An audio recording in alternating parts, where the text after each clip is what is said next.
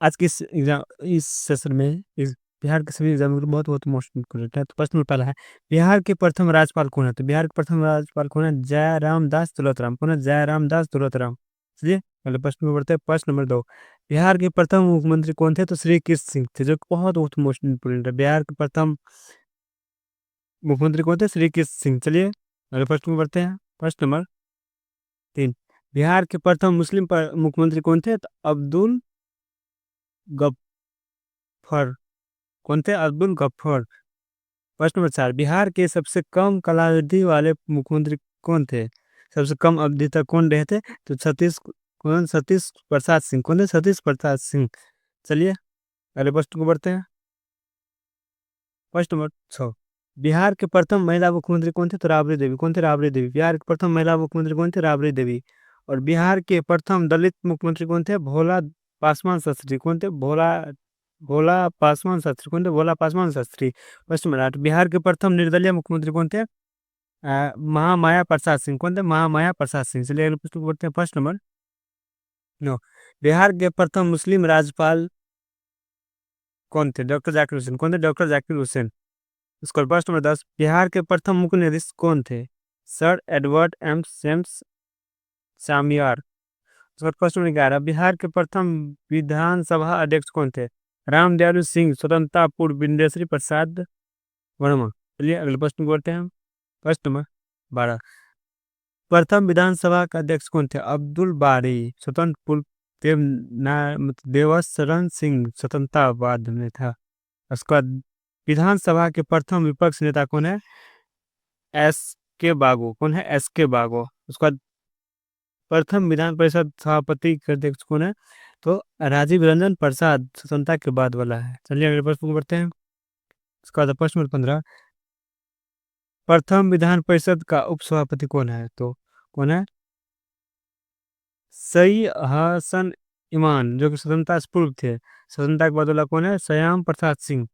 प्रश्न नंबर 16, विधान परिषद की प्रथम महिला सभापति कौन थी? तो कौन थी? राजेश्वरी देवी। कौन थी? राजेश्वरी देवी। चलिए अगले प्रश्न को बढ़ते हैं। प्रश्न नंबर 17, बिहार का राज्य महिला आयोग का प्रथम अध्यक्ष, राज्य महिला आयोग का प्रथम अध्यक्ष कौन थे? मंजू प्रकाश। कौन थे? मंजू प्रकाश। ले प्रश्न नंबर 18, का बिहार के प्रथम शिक्षा मंत्री कौन थे? सर गणेश दत्त। कौन थे? सर गणेश दत्त। बिहार के प्रथम शिक्षा मंत्री कौन थे? बिहार गणेश दत्त। चलिए अगले प्रश्न को बढ़ते हैं। प्रश्न नंबर 19, कह रहा है सर्वोच्च न्यायालय के मुख्य न्यायाधीश बनने वाले प्रथम व्यक्ति कौन थे? सर भुवनेश्वर प्रसाद सिंह। कौन थे? जो कि बिहारी थे। कहते बिहारी थे, जो बहुत बहुत मुश्किल इम्पोर्टेंट है। चलिए अगले प्रश्न नंबर 20, पटना उच्च न्यायालय के प्रथम मुख्य न्यायाधीश स्वतंत्रता पूर्व कौन थे? Sir Edward Maynard James mayor.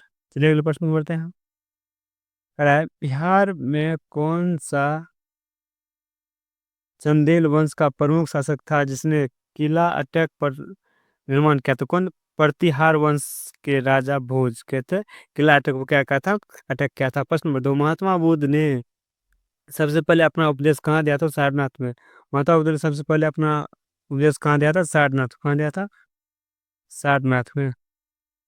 ले अगले प्रश्न को बढ़ते हैं। प्रश्न नंबर 3, बिहार के कौन से स्थान को जैन धर्म ने 24 तीर्थकर महावीर की जन्मभूमि माना?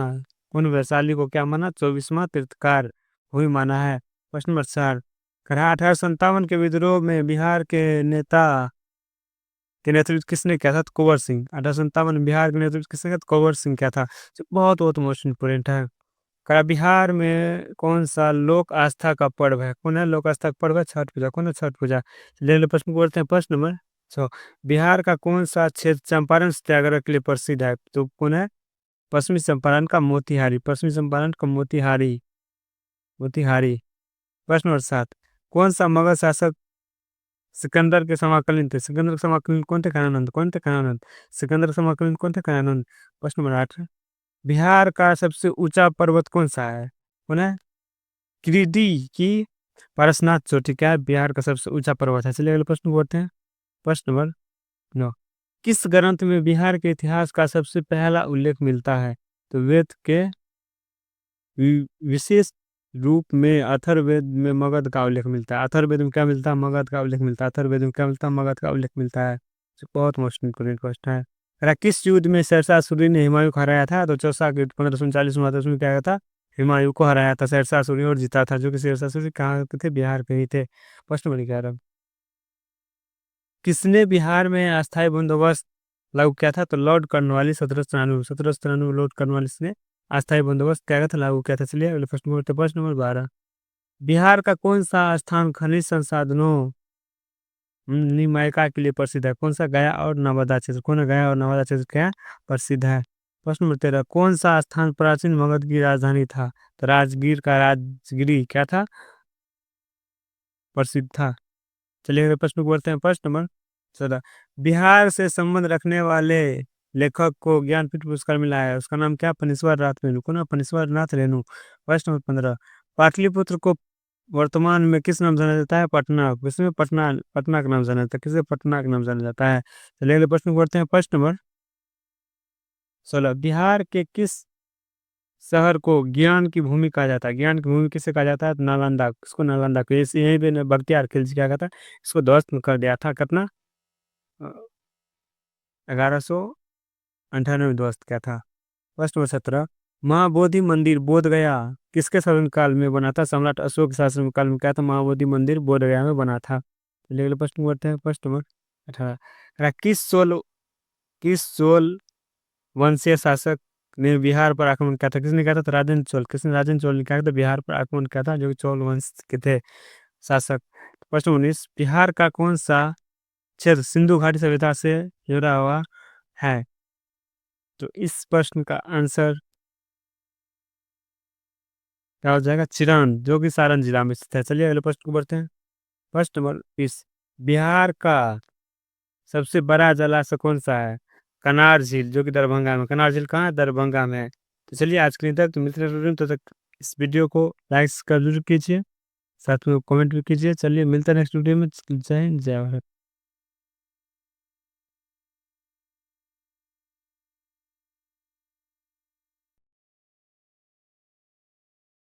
जय हिंद दोस्तों, आज के सेशन में बहुत बहुत इमोशनल प्रश्न लगने वाले हैं, तो आप सब लास्ट जरूर बने रहे। प्रश्न पहला है, प्रश्न नंबर पहला है, कह रहा भारत का सबसे पुराना राष्ट्रीय उद्यान कौन सा है और कहाँ है? भारत का सबसे पुराना राष्ट्रीय उद्यान कहाँ है? कान्हा राष्ट्रीय उद्यान का, जो कि कहाँ है? मध्य प्रदेश। कहाँ है? एमपी में। कहाँ है? एमपी में। चलिए अगले प्रश्न को बढ़ते हैं, प्रश्न नंबर 2, विश्व में सबसे पहले किसने गुरुत्वाकर्षण का सिद्धांत बताया था? किसने बताया था? न्यूटन ने। किसने बताया था? न्यूटन ने। किसने बताया था? न्यूटन ने बताया था। विश्व में सबसे पहले गुरुत्वाकर्षण का सिद्धांत किसने बताया था? न्यूटन ने बताया था, जिसको एंस सूचित किया जाता है। चलिए अगले प्रश्न को बढ़ते हैं, प्रश्न नंबर 3, कह रहा ब्रह्मपुत्र नदी का प्रारंभिक नाम क्या है? यानी ब्रह्मपुत्र नदी का प्राचीन नाम क्या है? तो क्या है? यारलुंगा सांगपो। क्या है? यारलुंगा सांगपो, जो बहुत बहुत मोस्ट इंपोर्टेंट आपके सभी एग्जामों के लिए। चलिए अगले प्रश्न को बढ़ते हैं, प्रश्न नंबर 4, कह रहा भारत में पहला रेलवे मार्ग कहाँ पर शुरू हुआ था? तो कहाँ हुआ था? मुंबई से थाने के बीच में लड्डोलॉजी के समय में 1853 में चलाया गया था। 34 किलोमीटर चलाया गया था। कितना चलाया गया था? 34 किलोमीटर चलाया था। लड्डोलॉजी के समय में चलाया गया था। प्रश्न नंबर 5 है, किस भारतीय राज्य में सीरियल पेंटिंग पाई जाती है? सीरियल पेंटिंग कहाँ पाई जाती है? तेलंगाना में। कहाँ पाई जाती है? तेलंगाना में। सीरियल पेंटिंग कहाँ पाई जाती है? तेलंगाना में। चलिए अगले प्रश्न को बढ़ते हैं, प्रश्न नंबर 6, नमामि गंगे परियोजना की शुरुआत किस वर्ष हुई थी? 2014 में हुई थी। कब? 2014 में हुई थी। कब हुई थी? नमा नमामि गंगे परियोजना की शुरुआत कब हुई थी? 2014 में हुई थी। कब हुई थी? 14 में हुई थी। प्रश्न नंबर 7, पृथ्वी का कुल सतह का कितना प्रतिशत भाग घिरा हुआ है जल से? कितना भाग जल से घिरा हुआ है? 71%। कितना? 71% जल से घिरा हुआ है। कितना? 71% जल से घिरा हुआ है। कितना जल से? क्या है? ये जितना भी है 71% क्या है? जल से घिरा हुआ है। ये क्या है? स्थल है। कितना? 29% कितना स्थल है। चलिए अगले प्रश्न में बढ़ते हैं, प्रश्न नंबर 8, कह रहा है अंग्रेजी साहित्य के प्रसिद्ध लेखक जॉर्ज आरवेल का असली नाम क्या था? तो क्या था? Eric Arthur Blair. क्या था? Eric Arthur Blair. क्या था? एरिक ए बेथर, जो कि आपका बहुत बहुत मोस्ट इंपोर्टेंट प्रश्न है। चलिए अब प्रश्न नंबर 9, भारत का राष्ट्रीय गीत वंदे मातरम किसने लिखा था? किसने लिखा था? बंकिम चंद्र चटर्जी। किसने लिखा था? बंकिम चंद्र चटर्जी। और भारत का राष्ट्रीय गान जन गण मन किसने लिखा था? किसने लिखा था?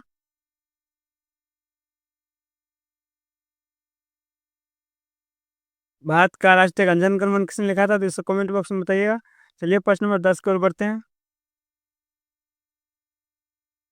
कह रहा है भारतीय संविधान के किस अनुच्छेद में मौलिक कर्तव्य का उल्लेख है? मौलिक कर्तव्य का उल्लेख किसमें है?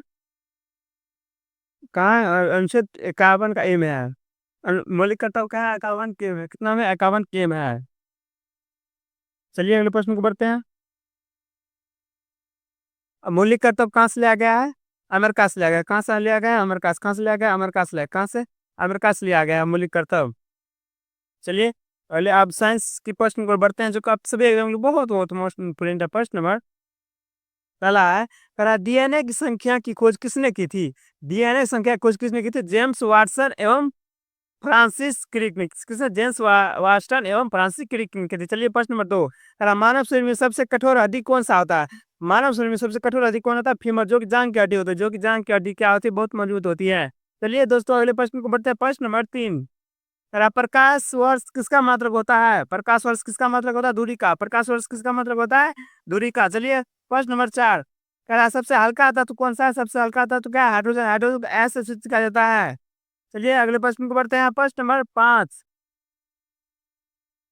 कह रहा है सबसे अधिक विद्युत चालकता किस धातु में पाई जाती है? तो किसमें? चांदी, सिल्वर में पाया जाता है। किसमें? सिल्वर में पाया जाता है। चूंकि बहुत बहुत मोस्ट इंपोर्टेंट प्रश्न है। प्रश्न नंबर छह, रेडियोधर्मी तत्व की खोज किसने की थी? क्वेश्चन मतलब हेनरी बेकेरल ने। किसने? हेनरी बेकेरल ने की, जो कि बहुत बहुत मस्त प्रश्न है। रेडियोधर्मी तत्व की खोज किसने की थी? हेनरी बेकेरल ने की। चलिए अगले प्रश्न को बढ़ते हैं। प्रश्न नंबर सात, कह रहा है रक्त का थक्का जमाने में कौन सा विटामिन काम करता है? तो विटामिन के कारण क्या होता है? रक्त जमता है, थक्का बनाता है। प्रश्न नंबर आठ, ध्वनि की चाल सबसे अधिक किस माध्यम में होती है? तो किसमें? ठोस में। सबसे कम गैस में। चलिए अगले प्रश्न को बढ़ते हैं। प्रश्न नंबर नौ, कह रहा है सबसे अधिक प्रोटीन किस खाद्य पदार्थ में पाया जाता है? तो सोयाबीन में। किसमें पाया जाता है? तो सोयाबीन में पाया जाता है। सबसे अधिक खाद्य पदार्थ किस प्रोटीन में पाया जाता है? तो सोयाबीन में पाया जाता है। चलिए अगले प्रश्न को बढ़ते हैं। प्रश्न नंबर 10, सूर्य की ऊर्जा उत्पन्न होने की प्रक्रिया क्या कहलाती है? नाभिक का संलयन। सूर्य में नाभिक का क्या होता है? संलयन। और उसके बाद हाइड्रोजन में भी क्या होगा? संलयन होगा, लेकिन परमाणु में क्या होगा? विखंडन होगा। क्या होगा? अनियंत्रित विखंडन होगा। चलिए अगले प्रश्न को बढ़ते हैं। यहाँ से देखने वाले क्या, प्रमुख अम्लों की प्राकृतिक स्रोत। फॉर्मिक अम्ल का प्राकृतिक स्रोत क्या है? लाल चींटी और बिच्छू के डंक में क्या होता है? फॉर्मिक अम्ल होता है, जो कि बहुत बहुत मुश्किल पड़ता है। फॉर्मिक अम्ल का प्राकृतिक स्रोत क्या है? लाल चींटी एवं क्या है? बिच्छू का डंक। चलिए प्रश्न नंबर दो,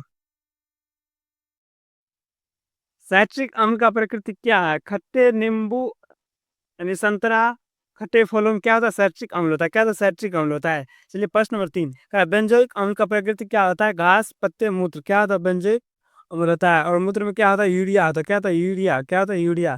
चलिए अगले प्रश्न को बढ़ते हैं। प्रश्न नंबर चार, ऑक्जेलिक अम्ल का प्राकृतिक स्रोत क्या है? क्या है? साल के वृक्ष और टमाटर क्या ऑक्जेलिक अम्ल के प्राकृतिक है। प्रश्न नंबर पांच, एसिटिक अम्ल का प्राकृतिक क्या है? फलों के रस और सिरका। एसिटिक अम्ल क्या है? फलों का रस और सिरका। चलिए प्रश्न नंबर छह, नाइट्रिक अम्ल का प्राकृतिक क्या है? फिटकरी और सोडा में ना क्या होता है? नाइट्रिक अम्ल होता है। नाइट्रिक एसिड किसमें होता है? फिटकरी और सोडा में। प्रश्न नंबर सात, सल्फ्यूरिक अम्ल का प्राकृतिक क्या है? हराकस। हराकस से क्या होता है? सल्फ्यूरिक अम्ल होता है। चलिए प्रश्न नंबर, अब चलते हैं नेक्स्ट, करा है समान विज्ञान संबंधित विभिन्न परीक्षाओं में पूछे गए प्रश्न, जो कि आपके सभी एग्जाम में बहुत बहुत महत्वपूर्ण है। प्रश्न नंबर पहला है, मानव शरीर का वह अंग जिसमें हड्डियों की संख्या सर्वाधिक होती है कौन सा? उंगली में। मानव शरीर की उंगली में क्या होती है? अधिक हड्डियों की संख्या होती है। क्या होता है? अधिक हड्डियों की संख्या होता है। हाथ में दोनों हाथ मिला के कितना होता है? 10। पैर में 10। चलिए अगले प्रश्न को बढ़ते हैं। प्रश्न नंबर नेक्स्ट, अरे भोजन पचने में सहायक क्या होता है? एंजाइम। भोजन पचाने में सहायक क्या होता है? एंजाइम। क्या होता है? एंजाइम क्या होता है? भोजन पचाने में सहायक होता है। चलिए प्रश्न नंबर नेक्स्ट, करा एंजियो, करा एंजाइमिन की रचना होती है इम्यूनो अम्ल से। किसने? इम्यूनो अम्ल से क्या होती है? रचना होती है। चलिए नेक्स्ट क्वेश्चन को बढ़ते हैं।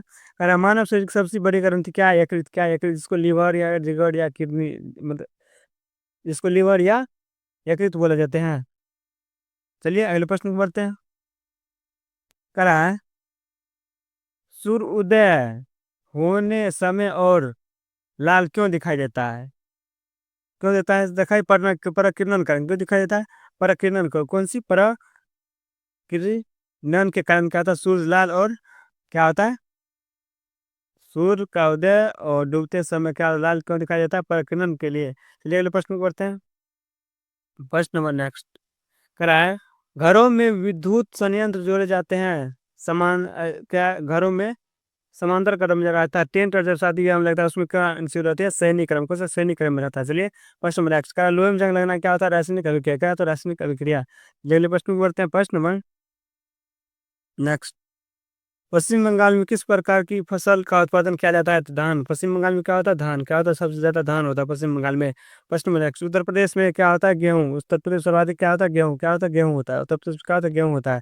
चलिए प्रश्न नेक्स्ट करा है, उत्तर प्रदेश में निम्न में से किस फसल का सर्वाधिक उत्पादन होता है? तो गन्ने। उत्तर प्रदेश में फसल क्या होता है? गेहूं और गन्ने का सबसे ज्यादा उत्पादन होता है। चलिए आज के लिए तक तो मिलते हैं नेक्स्ट वीडियो में, तब तक के लिए इस चैनल को लाइक जरूर कीजिए। राधे राधे।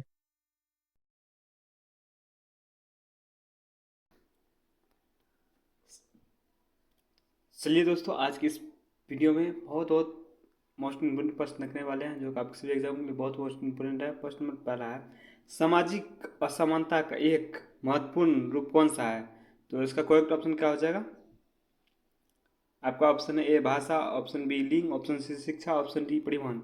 इसका करेक्ट ऑप्शन क्या हो जाएगा? ऑप्शन नंबर बी हो जाएगा। क्या हो जाएगा? लिंग हो जाएगा। क्या हो जाएगा? लिंग। क्या है? सामाजिक असमानता का महत्वपूर्ण हिस्सा है। क्या हो जाएगा? लिंग। इसका करेक्ट ऑप्शन क्या हो जाएगा? बी हो जाएगा। चलिए अगले प्रश्न को बढ़ते हैं। प्रश्न नंबर 2 कह रहा है, भारत में संघीय शासन व्यवस्था की विशेषता क्या है? संघीय शासन व्यवस्था की विशेषता क्या है? तो क्या है? दो या दो से अधिक स्तरों की सरकार। दो या दो से अधिक स्तरों की सरकार। चलिए अगले प्रश्न को बढ़ते हैं। प्रश्न नंबर 3, संघ सूची पर कानून बनाने का अधिकार किसके पास है? संघ सूची पर कानून बनाने का अधिकार किसके पास है? तो किसके पास है? केंद्र सरकार के पास। संघ सूची में कानून कौन बना सकता है? केंद्र सरकार। कोई ऑप्शन सी हो जाएंगे। चलिए अगले प्रश्न को बढ़ते हैं। प्रश्न नंबर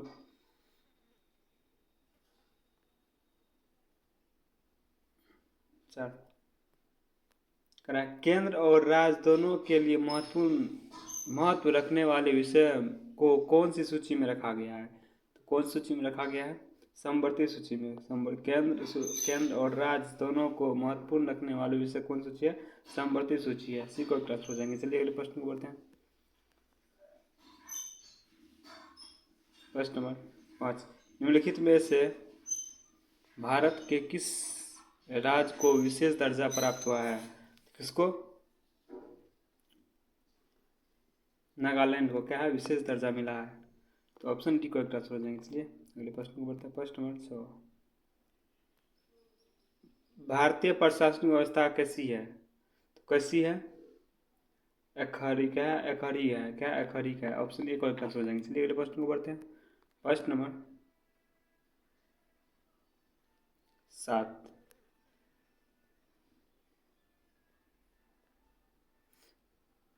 करा, भारतीय संविधान में सैनिक शासन का उल्लेख किस अनुच्छेद में है? अनुच्छेद 33 में। क्या है? अनुच्छेद 33 में क्या है? सैनिक शासन का उल्लेख है। क्या है? सैनिक शासन का उल्लेख है अनुच्छेद 33 में। आपका सी को आंसर हो जाएंगे। चलिए अगले प्रश्न को बढ़ते हैं।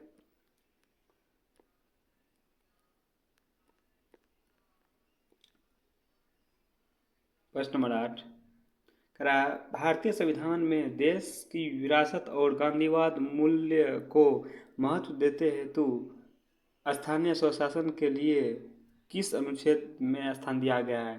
तो किस में दिया गया है? क्या हो जाएगा? अनुच्छेद क्या किस में दिया गया है? तो 40 में दिया गया। किस में दिया गया? 40 में दिया गया। किस में? 40 में दिया गया है। चलिए अगले प्रश्न को बढ़ते हैं। प्रश्न नंबर 9 कह रहा है, पंचायती राज व्यवस्था का 3 स्तरीय ढांचा किस पर आधारित है? किस पर आधारित है? तो बलवंत राय मेहता समिति पर आधारित। किस पे? बलवंत राय मेहता समिति पर आधारित। किसे? बलवंत राय मेहता समिति क्या है? आधारित है पंचायती राज व्यवस्था का 3 स्तरीय ढांचा। तो बी को आंसर हो जाएंगे। चलिए अगले प्रश्न को बढ़ते हैं। प्रश्न नंबर 10 कह रहा है, निम्नलिखित में से किस राज्य का ग्राम पंचायत ग्रामीण क्षेत्रों की स्वायत्ता संस्थाओं में से सबसे नीचे स्तर पर है, तो कौन सा है? बिहार। क्या है? बिहार क्या है? सबसे नीचे स्तर पर है, तो डी को आंसर हो जाएंगे। चलिए अगले प्रश्न को बढ़ते हैं। प्रश्न नंबर 11 कह रहा है 1914 ईस्वी तक निम्नलिखित में से कौन सा देश औद्योगिक क्षेत्रों में काफी उन्नति कर चुका था? तो कौन सा कर चुका था? तो कौन सा कर चुका था? तो जर्मनी क्या था? 1914 तक में क्या था? औद्योगिक क्षेत्र में क्या था? सबसे अधिक क्या कर रखा था? मतलब तकनीकी, मतलब काफी प्रगति पर था। ऑप्शन बी का आंसर हो जाएंगे। चलिए अगले प्रश्न को बढ़ते हैं। प्रश्न नंबर 12 1905 ईस्वी के रूस जापान युद्ध में किसकी विजय हुई थी? 1905 ईस्वी में जो रूस जापान युद्ध हुआ था, तो उसमें किसकी विजय हुई थी? जापान क्या था? जीत हुई थी। जापान क्या था? जीत हो गई थी। तो आपका बी को आंसर हो जाएंगे। चलिए अगले प्रश्न को बढ़ते हैं। प्रश्न नंबर 13 कह रहा है सैन्यवाद का अर्थ क्या है? ऑप्शन ए किसी देश की रक्षा प्रणाली मजबूत करना। ऑप्शन बी युद्ध को राष्ट्रीय लक्ष्यों को प्राप्त करने का एक साधन मानना। ऑप्शन सी देश की सीमाओं की सुरक्षा करना। ऑप्शन डी में सभी। तो इसका करेक्ट ऑप्शन क्या हो जाएगा? ऑप्शन बी हो जाएगा। क्या हो जाएगा? बी हो जाएगा। युद्ध को राष्ट्रीय लक्ष्यों को पहचाना सैन्य मदद से क्या था? सैन्यवाद का अर्थ था। चलिए इसका बी को आंसर हो जाएगा। चलिए अगले प्रश्न को बढ़ते हैं। प्रश्न नंबर 14 यूरोप में गुटबंदी का जन्मदाता कौन था? यूरोप में गुटबंदी का जन्मदाता कौन था? बिस्मार्क। कौन था? यूरोप में गुटबंदी का जन्मदाता कौन था? बिस्मार्क। तो आपका एक करेक्ट आंसर हो जाएंगे। चलिए अगले प्रश्न को बढ़ते हैं। प्रश्न नंबर 15 करा प्रथम विश्व युद्ध के बाद तुर्की में किस वंश का शासन का मतलब समाप्त हुआ था? तो किसका समाप्त हुआ था? तो किसका? तो ओटोमन। प्रथम विश्व युद्ध के बाद तुर्की में किस वंश का शासन समाप्त हुआ था? तो ओटोमन का हुआ था। आपका कोई प्रश्न का बी हो जाएगा। चलिए अगले प्रश्न को बढ़ते हैं। प्रश्न नंबर 16 पेरिस समझौता में किस प्रकार की वित्तीय सहायता की बात की गई है? पेरिस समझौता में किस प्रकार की वित्तीय समझौता की बात की गई है? तो किसमें की गई है? विकसित देश और विकासशील देश को सहायता। ऑप्शन ए करेक्ट आंसर हो जाएंगे। चलिए अगले प्रश्न को बढ़ते हैं। प्रश्न नंबर क्या है? 17 कह रहा है मुस्लिनों ने किस विचारधारा को अपनाया था? मुस्लिमों ने किस विचारधारा को अपनाया था? तो फारसीवाद। किसको? फारसीवाद को अपनाया था। मुस्लिमों ने फारसीवाद को अपनाया था। सी को आंसर हो जाएंगे। चलिए अगले प्रश्न को बढ़ते हैं। प्रश्न नंबर 18 कह रहा है 1942 के बाद यूरोप में जर्मनी और सोवियत संघ के बीच क्या परिणाम हुआ था? क्या परिणाम हुआ था?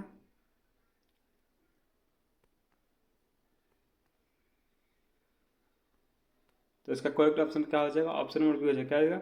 सोवियत संघ की जीती हुई थी। सोवियत संघ की क्या तो जीती हुई थी। बी को आंसर हो जाएंगे। चलिए अगले प्रश्न को बढ़ते हैं।